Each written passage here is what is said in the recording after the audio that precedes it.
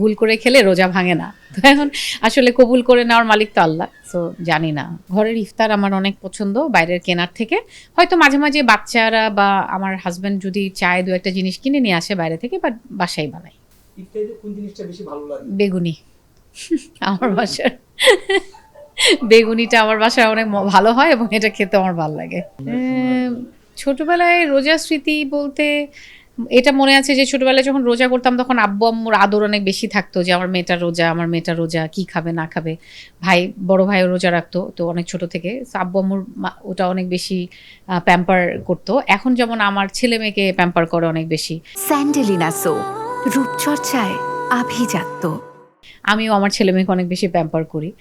আর এখনকার রোজাটা যেটা হয় যে অনেক ম্যাচিওর, তখন তো আসলে সারাক্ষণ রোজা রাখলে যেটা হতো যে আচ্ছা রোজা রাখছি, নামাজটা পড়ছি, কিন্তু এই যে রোজা রাখার সময় যে কি করা উচিত আমাদের বা কি করা উচিত না, সেই জিনিসগুলো নিয়ে এখন যেমন আমরা আসলে অনেক কিছু আস্তে আস্তে শিখছি, জানছি।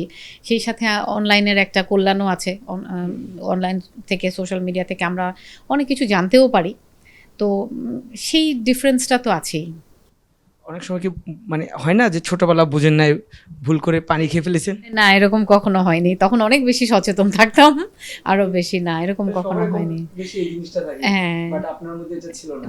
আমি এবার শবে বরাতের সময় ২টা রোজা করতে গিয়ে একবার মানে ভুল করে খেয়ে ফেলেছিলাম। হয়তোবা ওর মাথার মধ্যে অন্য কোনো চিন্তা ছিল। তো তখন আমার শাশুড়ি আমেরিকায়, উনি খুব মানে রিলিজিয়াস।